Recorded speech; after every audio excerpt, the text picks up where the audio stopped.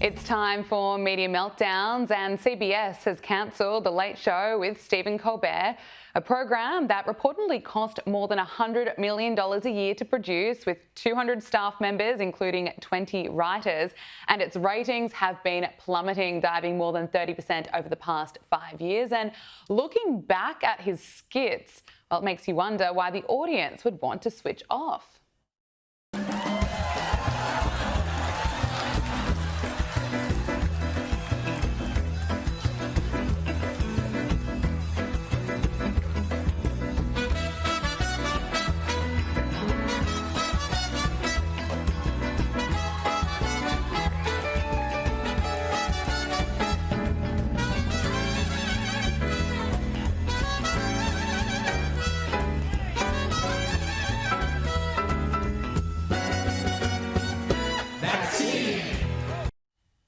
The Late Show with Stephen Colbert was reportedly losing around $40 million a year. He's also been getting paid upwards of $15 million a year to bring you not just those weird dance performances with vaccines, but also unhinged rants about Donald Trump.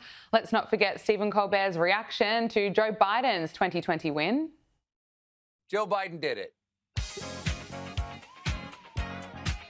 He's our next president. Do the wave. Do the... Hey, fun fact. This weekend, a song called Donald Trump hit #1 on iTunes. After 4 years, Americans can exhale. Never a good sign when the majority of Americans react to you losing your job the way they did to us getting bin Laden. Go back to the shadow, Donnie. Look at him go. He's running laps around Trump. I refuse to remember his name. What was it again? It was Ronald Clump? Running laps around Donald Trump? I don't think so. But Stephen Colbert turned what was supposed to be a comedy show into an anti-Trump variety series, and the lefties are losing it over news of the show's cancellation.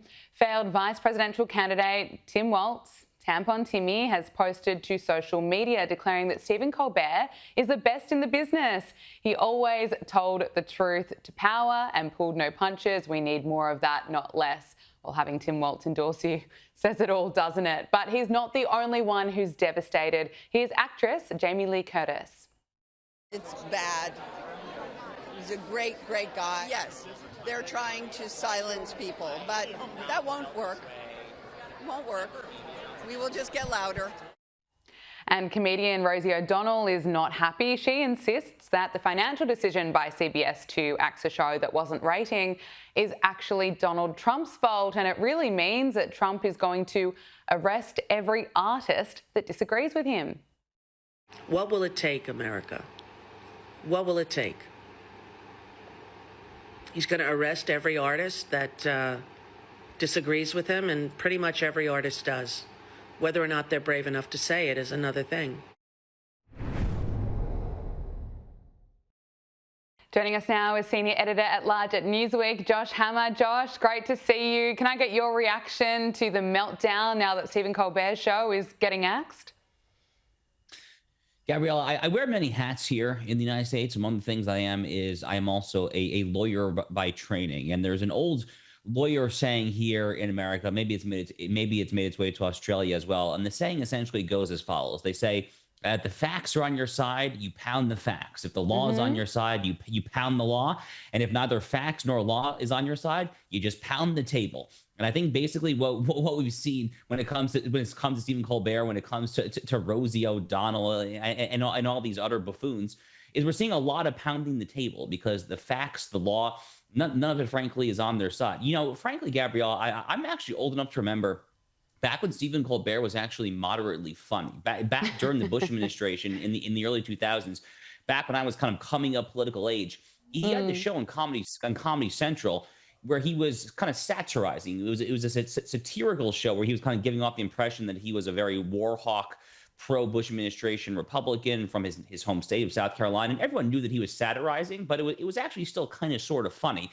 The problem is that when he went to CBS, he totally dropped any pretense of satire or irony or any of the various things that made him funny in the first place, and he's became like one of the other general kind of anti-Trump media clowns. So he sacrificed himself. He undermined his own claim to being somewhat different, at least a little bit unique there. His show has been losing oodles and oodles of money, and I say good freaking riddance. I mean, see you later, pal. My only other reaction at this point is, can we please have the same thing happen to Jimmy Kimmel, another guy who once upon a time was actually somewhat funny and now hasn't told a funny joke in probably a decade at this point there. So I would love to see Jimmy Kimmel get the Colbert treatment at this point. Yeah, there are just too many of them. Now, I want to turn to a huge story. The Director of National Intelligence, Tulsi Gabbard, has detailed striking findings from declassified documents, claiming to showcase overwhelming evidence that Obama officials laid the groundwork for what would be the years-long Trump-Russia collusion probe after the 2016 election. Listen to this.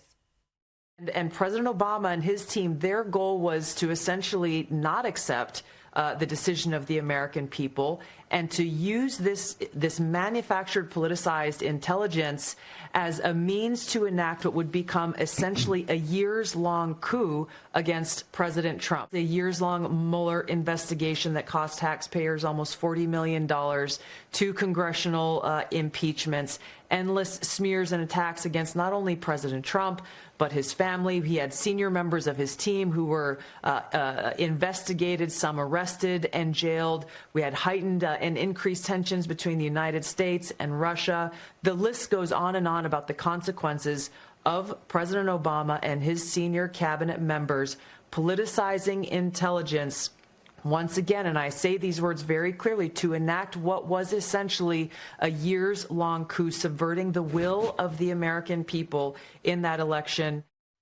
So Tulsi Gabbard there, she went on to say the implications of this are frankly nothing short of historic. Over 100 documents that we released really detail and provide evidence of how this treasonous conspiracy was directed by Obama just weeks before he was due to leave office after Trump had already gotten elected.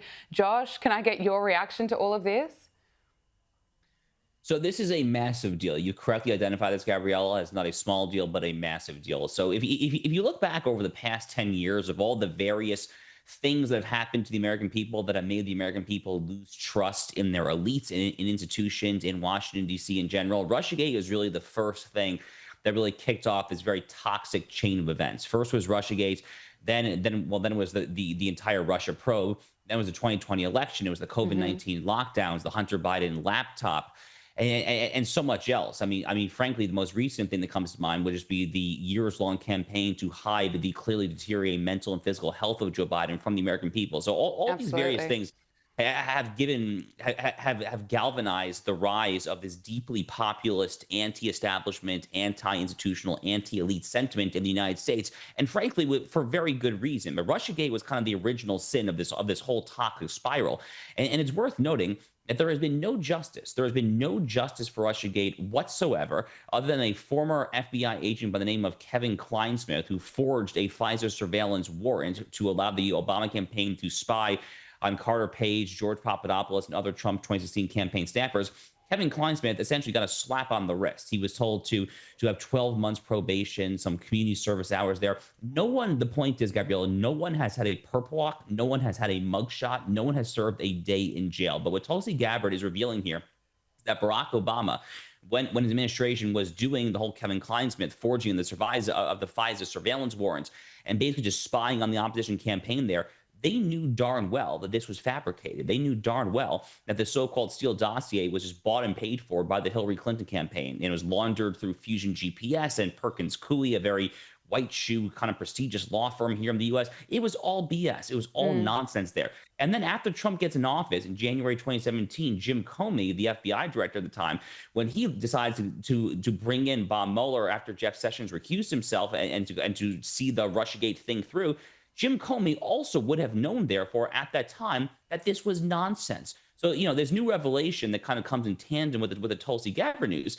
that the Pam Bondi DOJ is now looking into potentially prosecuting John Brennan and Jim Comey. I say good, because these are the people that pulled what Tulsi Gabbard is correctly calling a coup d'etat on the American people. Yeah, you're not the only one saying good, but I want to talk about the Democrats now. Minnesota's Democratic Party has endorsed far-left state Senator Omar Fattah for Minneapolis mayor, snubbing incumbent Democrat Jacob Frey. And Omar Fattah has received, I suppose, many comparisons to New York City's Zohran Mamdani, and I want to get into Mamdani in a moment. But Omar Fattah, you know, if he's elected as mayor, he would want to raise the city's minimum wage, increase the supply of affordable housing, and combat what he calls police violence, aka defund the police. Can I get your assessment of Omar Fattah?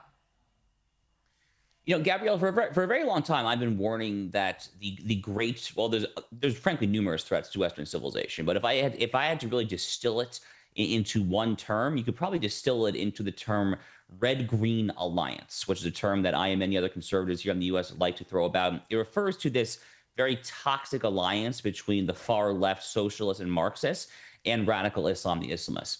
And I say all that for context because when you look at someone like this guy in Minneapolis, or when you look at someone like Zohran Mamdani in New York City, you're seeing these single body encapsulations and distillations of the so-called red-green alliance. It's this absurd combination of woke Muslim identity politics and all of that entails when it comes to grievances against the Jews, the Christians, Western civilization in general.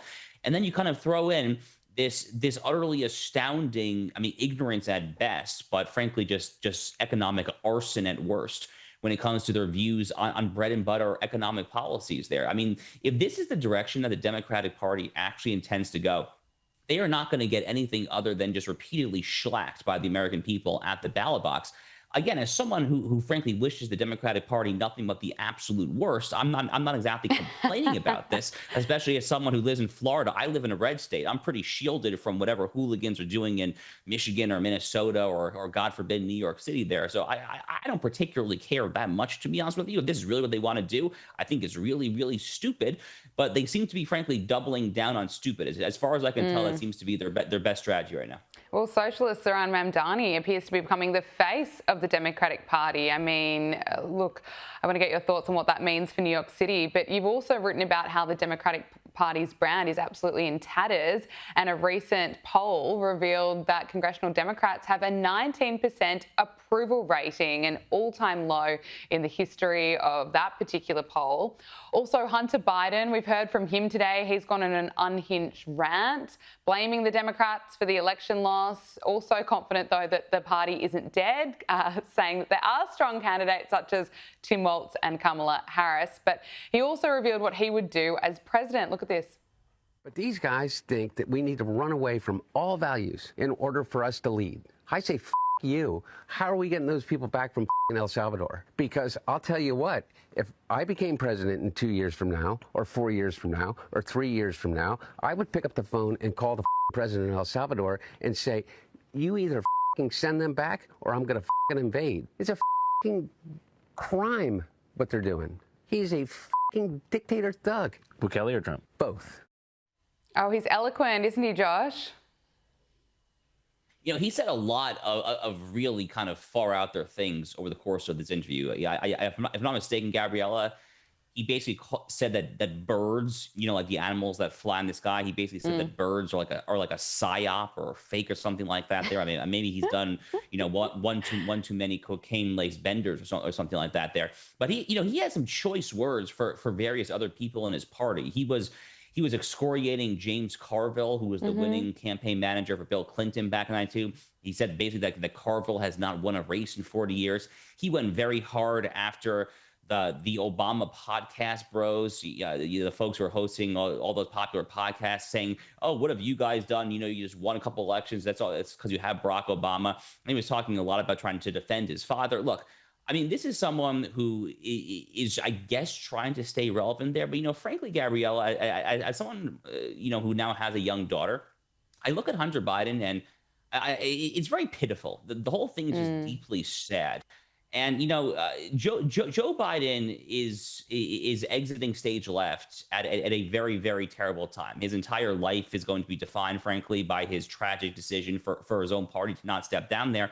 But I think in some other ways, Joe Biden's life is going to be defined by Hunter Biden, because I hate to say it, but again, as a new father, I can't help but think that this is a situation where Joe Biden just epically failed in his capacity as a father to raise a son like this there, especially for a family in the public light, a very public facing, prominent family, Democratic Party royalty. I mean, for the son to end up like this, as a new father myself, it really just makes me nothing other than frankly just sad. Yeah, Josh Hammer, I completely agree with you. Senior Editor at Large at Newsweek. Josh Hammer, thank you so much for joining us. Thank you very much.